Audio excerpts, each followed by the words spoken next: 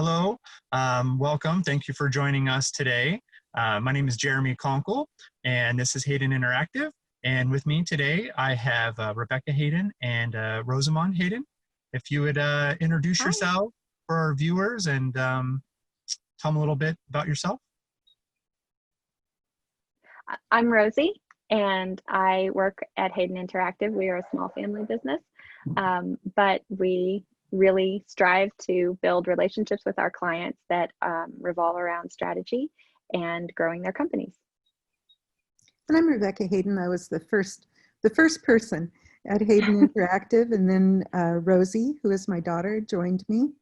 And I had just gotten too busy and needed somebody with more business savvy to join in.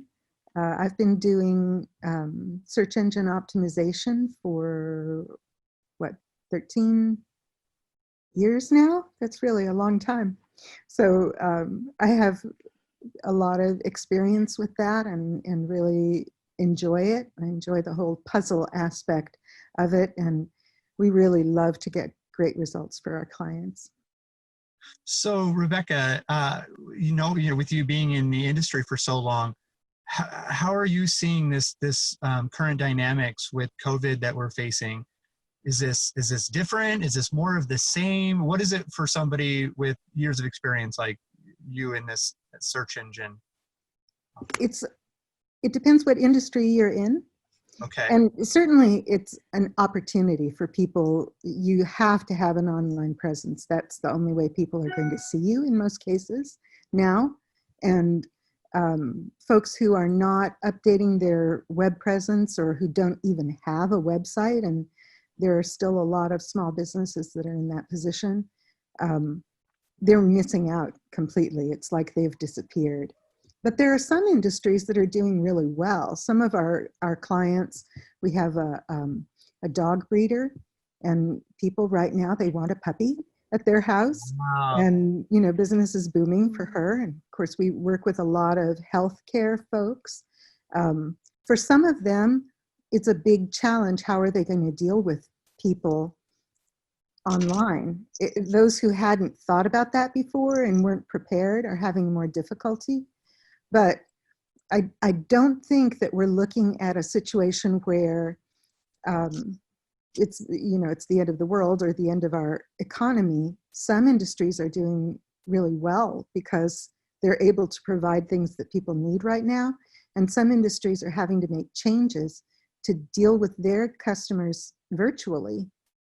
But I think, we're all going to get through this, and being well prepared and doing a good job online is definitely going to be part of that. So do you see any similarities to this and our previous 2008, 2009 financial crisis? Did businesses respond the same, or are there those same opportunities available? That's an interesting question. Businesses were not so much online then. Oh. 2008 is when I started working in SEO, and lots of businesses were not online. If they were online, they often had a website that was basically just a brochure or a card. It wasn't possible to interact with online. There wasn't a whole lot of e-commerce available. It was kind of Amazon and nobody else at that time. So things have changed a lot. I think we're a lot better off because we have so much better technology now than folks had then. Do you see a second boom to the online then? Like, would you say that maybe 2009, 2010, people started to get online because of the financial crisis? Do you see any of that similarity now, that it kind of feels maybe the more people recognize that their web presence is going to have to be important, or maybe a larger part of their business than they had wished, maybe even before? Yeah, I think that it's the pandemic has pushed things forward. We were not expecting to see the level of penetration for e-commerce so early. We're now at the point where experts had predicted we'd be in 2025. And folks who were not thinking about having their groceries delivered or doing that now. And doctors who had resisted telehealth visits, video appointments, Yeah. are having to take it up. They didn't want to, but people are just kind of being dragged kicking and screaming into the 21st century here. And it probably wouldn't have happened this quickly before. So how are you, in this one, so Rosie or Rebecca, I'm not sure who this would go best to, but how are we currently helping clients that are dealing with the telehealth changes or needing to maybe make updates or make those changes? Let me answer really quickly before passing this over to you, Rosie. The thing that immediately comes to mind is just keeping the website up to date. For our clients, they need changes daily because hours change or the rules change, for what they're able to do with their clients and things like that. And we are seeing so many businesses that have just stepped back and they're not keeping their websites up to date. And their customers are complaining. You can literally see people on Facebook, having a hissy fit because the local restaurant doesn't have a current menu. And the owners of the business will sometimes come in and say, we have other things on our minds. I get that, but just keeping up to date seems to be a real challenge for a lot of folks, and we're able to help our clients with that. Yeah, that's what I was going to say. Oh, I'm sorry.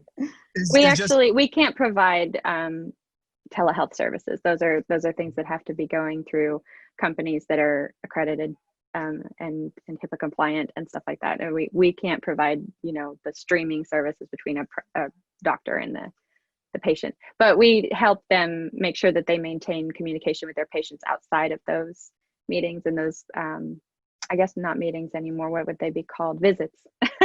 So how do you help them maintain that communication? Oh, just making sure that for instance, if they have us doing their social media, we make sure that we talk with them 3 times a day and keep everybody really on top of the changes that are happening as far as whether or not they can come in or who has to wear masks and who doesn't have to wear masks. Those changes are happening in terms of the decision of who has to do that is changing all the time. And, we might see one set of rules that are applicable for 1 week and then the very next week it's completely changed. I learned today from Rebecca, for instance, that it's no longer that children under 10 are not required to wear masks. It's only children under 2. Everybody else has to wear masks now. So this is a brand new thing to me, but we have to make sure that we update the rules across the board for our clients who have practices or clientele that involve children. Mm-hmm. And so they explain how to use the telehealth services because most people haven't tried it. So we've got new pages that explain how it works. The potential patient even, mm-hmm. or more the doctor? Yeah. Okay. No, more the patient, I would say, than the doctor. Right. The doctors are usually having to learn how to navigate their side of things, probably from the provider of that service. But we help them download the right application, tell them how to install it on their computer, how to open it, and then how to maybe find their doctor or how to start the call or appointment, however they've got it worded. Yeah, so that way they can.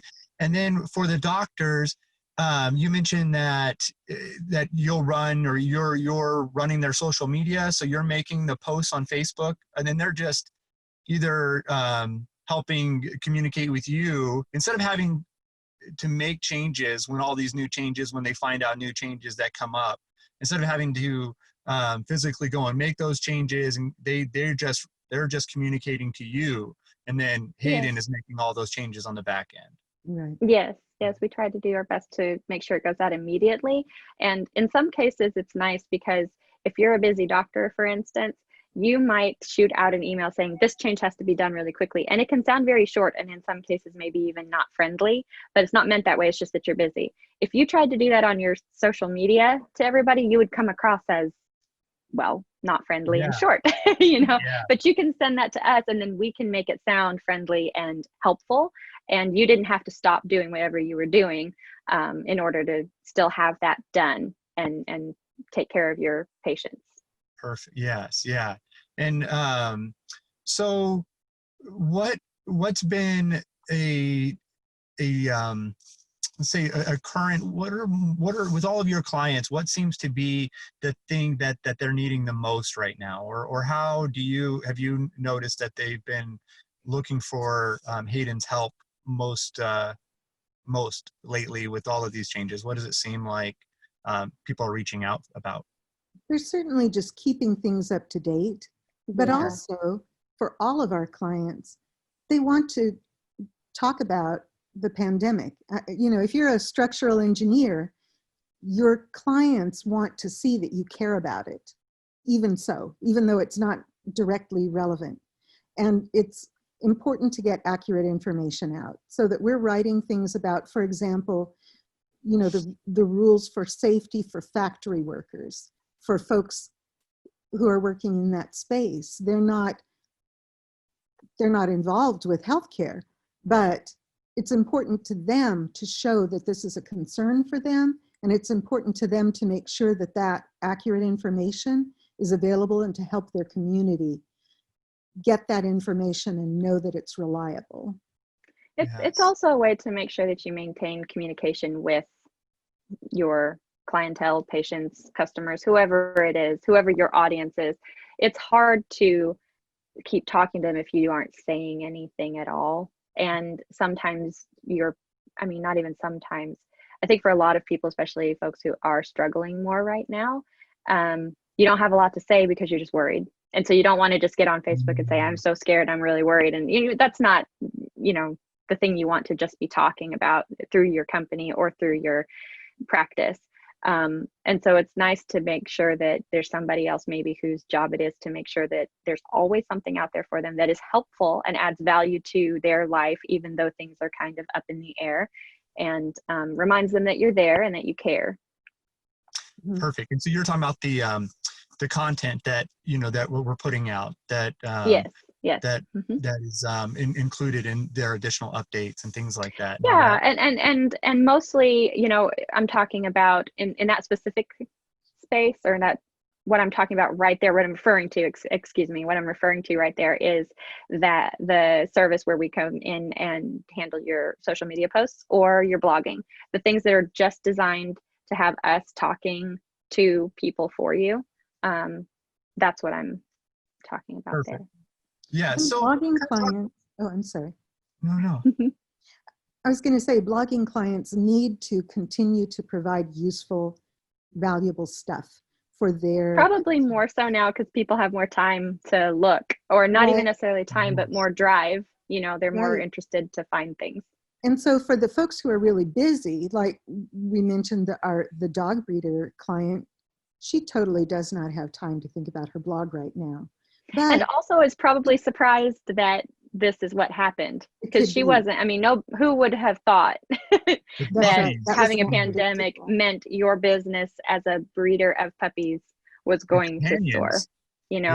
Yeah. But her customers, and even future customers, folks who are not ready right now, they're still wondering, should I worry about catching the virus from my pets? Is it possible to spread it with pets? Do I need to worry about my dog getting sick? These kinds of concerns, we can help her provide that information for folks. And so that shows her helpfulness and generosity and helps her keep in touch with people who, even if they're not ready to bring a dog home right now, will be in the future. They're going to have that positive relationship with her. And I'd say that's true for all of our blogging clients, even folks who are shut down right now. This is allowing them to continue to maintain that good relationship and be helpful to their customers or their prospective customers. Yeah, because it sounds like even though she's busy, this way she's still able to have a conversation and be helping. It's just like, you're hiring when you hire a front desk person, that person ends up helping you communicate and have interactions and welcome new people that may have questions as she's handling the brunt of the business that keeps the lights on. Yeah. That's so. What thinking about keeping updated, that's such a, that they need to continue to update really makes me think about, what about planning for the future? What do you see some of the struggles for Q3 or Q4, or what would you recommend to viewers to be thinking about? Or is this things changing so much that Q3 and Q4 are too far away to even think about anymore?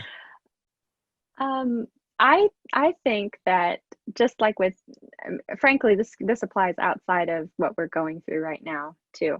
If you update things at your website, which is for a lot of people the first impression that a person gets of you before they even come in. If you're sporadic about updating it, then they kind of have the impression that you could be flaky, or maybe you're not open. I think those are going to be the things that you have to be careful about.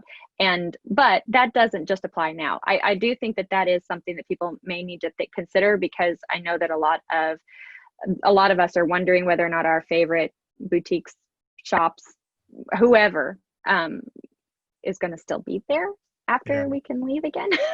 And so they might try to look it up and see whether or not you are. And if you haven't updated anything since 2015, they might have to assume that you're not open and that you didn't make it. And then they have to go find somebody who does look like they might be there, But like I said, that's certainly something that applies whether we're dealing with COVID-19 or not. I mean, if you put a website up and then you walk away from it forever, it doesn't continue to do work for you, and it doesn't really convey the message that is current, relevant, or even makes people think that you're there, including search engines. Search engines make those decisions too. They decide whether or not you are active and open and relevant based on, whether or not you update things and seem like you're active.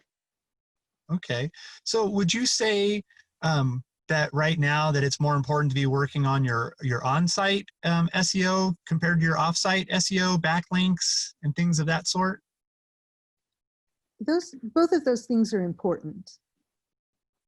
Working on links has to do with communicating with other webmasters, and they may or may not be available. We are seeing so many neglected websites that Wow. It's clear that not everybody has got their webmaster there, and not all webmasters are able to concentrate on their websites right now. So that might just be, if you had to choose between the two, that might be the one to set aside until things get more normal. But sorry, go ahead. Well, I was just going to say, having excellent content causes people to link to you whether you ask them to or not. So, right. Keeping up with the content. Google actually specifically said, don't shut down your website right now. And I was startled by that, because I thought, who would want to do that? But we are seeing it. We're seeing folks who are just like, okay, I don't know what's happening with my business. I'm just going to give up. So that's not the thing to do. Yeah, that's one of those things, like I'm actually in the middle of a conversation with one of our clients kind of about that, where they're not sure whether or not they're going to be there. So for instance, when it's time to renew your domain names and your hosting, those are that's what keeps your website there. Your domain name is the address, and the hosting is your apartment building. Like, like the space that you're actually in, essentially. And they're trying to decide whether or not they should continue doing it. And to me, it's kind of like, if you decide not to, you've pretty much decided you're going to close, I think. But I can see how it's scary, and it's definitely a decision that is hard to make, because it doesn't feel like you can tell whether or not the funds, would be being thrown away or not. I totally get the concern, but you probably shouldn't close it down unless you're pretty much deciding that you're done. Because it's like marketing. Like, why, if you're not going to continue to market, or if you're not going to continue to do sales, you're not going to continue to drive in business. Yes. Yeah. And that's I used to work in a corporate setting, and we had franchises and stuff. And I remember that one of the things that would come up all the time was, when business was slower, franchisees would want to shorten their business hours. And I remember one of the things that we would always tell them was, like, you need to remain open as though you intend to be open all the time and busy, because if the doors are closed, you can't get new customers anyway. You can't get new clients anyway. And if you operate like you're small, you pretty much are confining yourself. You're not going to get any bigger than the lines that you've set for yourself.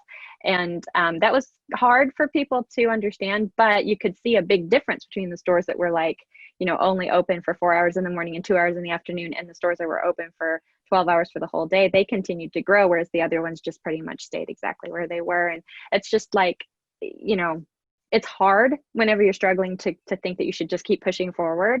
But at the same time, if you don't, you pretty much have made the decision ahead of time. It's no longer like, well, maybe I'll grow, or what if you kind of said, well, I'm just done growing, or I'm not really willing to put forth, not the effort, that's the wrong word, but I don't want to take the risk. I'd rather stay where I am than try to continue moving forward and growing. Yeah, and that's probably such a psychological thing, especially with during this time, you know, and so many people are uncertain, right? Certainty versus uncertainty, and what they do. You know, and I think let's talk a little bit more about uncertainty and also Google. I think the algorithm, right? Everybody's always so confused, you know, what do I do? I just recently heard that Google had another major update to their algorithm. They have updates all the time. And so and I think that the thing that's really interesting to me is when people are feeling confused and stuff about it, and they feel like that's unfair. Well, that's Google's job. You're supposed to be confused about it. You're not supposed to be able to manipulate it. They care about the searcher's experience. And so for those of us who are trying to, you know, be at the top or be the most relevant, if they just said, here are all the rules and this makes you number one, then people would manipulate that all the time, and it would no longer be serving the searchers as well as it does. And so it's good if you're confused. You're supposed to be. And if somebody is coming to you and they're behaving as though they're not confused, they probably don't understand how it all works. That's just a little friendly tip. Okay, so the rule of thumb is what you do right now in your business affects your results 90 days from now. Yes. And so right now, we need to be thinking about the people that we're going to be serving in August or September. We want to give them a good experience now and tell them the things that they need to know, and, you know, help them figure out how to deal with the pandemic in their lives right now. But we want to be there for them in the future as well. We're not trying to, you know, have one viral post and forget about it. We want to provide a positive experience for them all the time. And that's what Google wants to do. The algorithm changes, like every week there are changes to the algorithm, but the basic is always that Google wants to make sure that their customers, the searchers, are having a positive experience if not the best experience, because they have competitors too. I mean, I know that people don't think about that, but there are other search engines out there, you know. But for us, like, the rules that we follow are just best practice in terms of serving people correctly. Like, I mean, and by correctly, I mean making sure that they have the best possible experience, because as long as that's what you're doing, you're going to fall in with whatever best practices Google has set forward for their searchers. There's not going to be a time when Google is going to say, you know what, I think putting same colored text against same colored background is going to be the best experience for a searcher, and therefore that's going to be best practice. There was a time when people were doing that, but as soon as it's pulled forward enough for Google to notice it, then they start penalizing. So if you think about whether or not a person is going to want to read content from you that you've created in order to help better their understanding of your product, or maybe even add value to their life or space, that is always going to be better, and probably not, I mean, unless you're doing something weird with it, you know, probably not going to be penalized at any point. But if you're doing something in order to manipulate people into coming to your website so that you can win, that's probably going to get caught and pushed down at some point. You know, you have to think about that, I would say. And we've never had a client hurt by a change in the Google algorithm, because we are totally white hat, and we never, you know, do manipulative kinds of things. We often see people coming to us and they've worked with an SEO company or someone who calls Yes. themselves an SEO company. Yeah. and, and they've done, something a little bit shady. And we feel like the clients didn't even realize that there was anything wrong with doing that. They've been kind of taken advantage of in that case, and we'll help them work their way out of it. But it can take months to clean up a problem like that. So it's not worth it. If you make sure that you cooperate with Google instead of trying to game the system, you're going to get better results. That's great. So thank you for that. So, maybe the last question, thinking about, I know that we help, clients with their strategy and kind of going with this thought of the plan. Are there any changes in your client strategies for 2019? Are there any recommendations that you have for, the viewers out there for their strategy and what they should be thinking about? For the success in, the end of 2020 and beginning of 2021? I think we do have to keep talking about the pandemic. And, for me, I'm writing about it all day long from Right. all different points of view. And I think anybody can get tired of it. We have a client who actually asked us, we want to have 2 of our 3 posts a week refer to the pandemic, and being that specific. If you're having to try to write that yourself or come up with that plan yourself, it can be burdensome. It can be stressful to have to spend all your time thinking about that. But right now, people want that information and they can't stop thinking about it. So I think that, we do want to continue to think about what your main value proposition is, what your main selling points need to be, and so forth, even if you're looking toward the future rather than having people come into your shop tomorrow because you're closed, But we have to also continue recognizing that people want that sense of a compassionate and accurate information about the problem that we're all dealing with right now. Yeah. And as far as making sure that we put all of that into a strategy, we currently, for our clients, go through every quarter and see what is working well for them and what is not working well for them, and then we adjust accordingly. We also look at trends in search and make sure that we include things that are real world events in their strategies as well, so that they seem relevant, not even seem, so they are relevant to what's happening right now and relatable to everybody in terms of what they are worrying about and what's on their minds.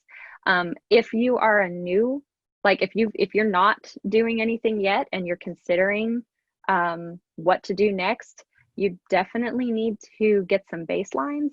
We, for new clients, we do an audit and go through and see what they're currently doing for themselves or not doing for themselves, see what's working well, see what might be working against them. There's also ways that we can go through the analytics and check on their, we call it path to purchase. I'm sure that there are other people who call it that. They may even have fancier names for that type of thing now, but essentially we see when somebody comes in, what they're doing while they're there, and then do they make it to the point that you want them to get to, your conversion point, whether that is signing up for an email, buying something from you, making an appointment, calling, whatever it may be, and we see if there's any hiccups happening in there.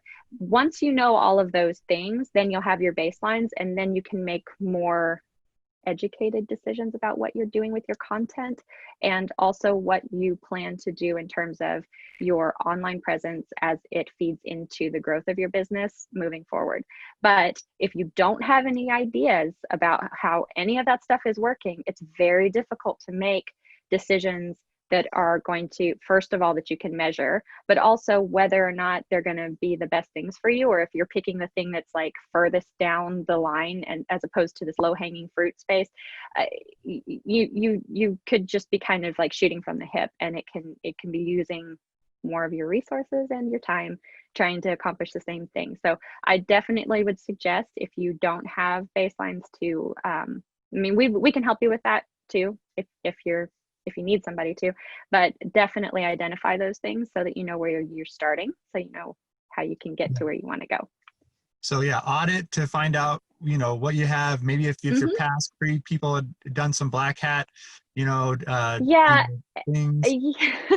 And you probably won't know. I mean, there are some clients who did know, but we've had a couple of clients who knew what was going on was probably not the best thing that they should have been doing, and they wanted to do it anyway. But there are some times when you work with somebody and you don't know what they did or didn't do, and we can help clean those things up though, and make it better for you if that's what happened.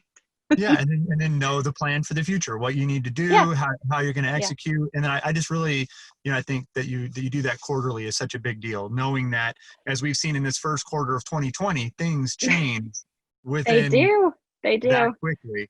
And if you're Um, only meeting half a year, having a meeting in June about what a company's strategy is would seem almost useless at this point. yeah, it Oh, would. it And I never think is. that a If you've lot of got people, another, oh, well, sorry, go ahead. if you haven't thought about it before, today is the best day to think about it. You know, last year was better, but if you didn't do it last year, Right. it's not too late Yeah. now, because there will be a 2021. It kind of feels like we're just stuck here, but there's going to be next June. And if Yes. you didn't do those things now, um, you're going to see the same problems next June. Regardless. Yeah. Yeah. And again, like it is scary to try to make plans for your future if you're not sure what's happening. And it's even scarier if you're not really sure how things are performing for you right now. I feel like that's probably one of the hardest things for clients when they first come in, is just kind of not really having, not knowing exactly what's going on, or having one idea and then all of the data shows something else. Um, but if you can get all of that together, you can feel more comfortable, or maybe a little bit more like you've got a good roadmap to moving forward, which I think is part of the thing. Sometimes I think of it like, I'm not saying that we are this, but it kind of feels this way right now, like with our circumstances. But if we were a bunch of ants, like they're all walking in a line, and then like COVID-19 was a huge leaf that fell down, and then we're all just kind of like, there's some people who are just standing still. Some people are panicking. Some people are trying to eat their way through it. There's like all kinds of things that happen, but it's a disruption, right? Yeah. And if you can find the little ants that have made it around it and they're okay, you can just I mean, and sometimes it's just you're the ant, right? Maybe you're the person who has to figure it out for your company. Maybe you're the person who has to figure it out for your practice, who's like, okay, well, how am I going to pivot? How are we going to go from having, if you're a therapist, I know that they probably are being more successful right now with that, because but at the same time, if you're pumping your brakes and you're like, I don't want to move to telehealth for my sessions or whatever, you need a plan. Whatever you've chosen to do, you need a plan. And in order to make a plan, you kind of have to know where you are. So And yeah, that's what the audit does. It tells them who their clients yes, were. It tells them yes, who's working for them, who are the right people to focus on, so that they're not wasting their energies, especially during a time that they're already, in a disruption, so yeah, yeah. trying to find your Well, way. And and then you know where to look. everybody's trying to make smart decisions, because we don't know what's happening. We don't know whether or not we're going to be out of business. I mean, I don't know. I was going to say, I don't think we're going to not be out of business. I don't mean it like, in a bad way or a good way. But I mean, I feel like there are plenty of people who are worried about that, and plenty of people who are not worried about that. But for the people who are, you probably need to do something, or just decide to, But give up, I I guess. think this is But where data can really help. We have one yeah, client, and we saw that people were coming to their website with questions about the stimulus checks, the economic upheaval payments. I've forgotten their official name, but this was not a topic that they'd had on their minds. They're not financial services, but Yeah. people were coming to their website with those questions. All right, we answer that question for them. So because we had access to that data, we could see that this was on the minds of their customers, even though it wasn't an obvious choice. With that data, we're able to provide that reassurance and that help to that customer. And, it builds the relationship. without the data, you just have to be thinking, well, I don't know, what might people be wondering about, and making Right, guesses. yeah. That's not a And strong to kind position. of help out with the content part of that, because maybe maybe you feel like that has nothing to do with you and why are people coming there, you can easily have a post that tells people the best resources for that, and you have answered their questions. They still can trust you. It's not a problem. And the reason I bring that up is because just because you see something odd doesn't mean you can't still help people. And seeing it in your analytics means that we can provide that for them, and it's an added layer of trust between you and the person who's visiting your website. And then it's a source of information, and it sounds like those would all Yes. still be great SEO, you know, because the people are still getting the information that they needed, and Google can see that they went to the site, read, Mm-hmm. you know, we're happy with what they got, and then it's, you know, really going to help their end SEO. So, well, you know, I would kind of like to end on a positive note with something a little bit what you're talking about. Do you have a big client win in this last quarter that I know we can't really talk about our clients, but if there was you know, a success story or anything that you wanted to share or thought maybe Just relevant? last week, a post that we wrote for a client on COVID-19 do's and don'ts went to #1 nationally. And this is a Wow. local healthcare provider. So having something on that competitive a topic show up as #1 nationally is Yeah. definitely a big win. And it tells Google this is a valuable website and improves Mm-hmm. overall rankings and the overall value of the site. Well, that's amazing. So where can people find more information or stay connected? I mean, of course, you know, we're hoping to do this weekly, so this will be one avenue, but what other ways can they stay connected or learn more? Well, they should Uh, go to our website for sure. Yeah. And that's haydeninteractive.com. It's HADEN. There's no Y in there, but otherwise it's easy to, you know, there's no special punctuation or anything. It's haydeninteractive.com. They can sign up for our newsletter. That's free.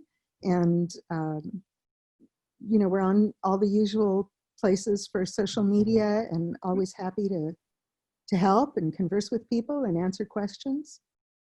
And I okay. think they can probably call you too. There you Yeah. go. That's right. Yep. Yep, that's perfect. So, well, good. I mean, thank you, you know, so much for, you know, sharing all this valuable information. I know I've learned a lot even on this call.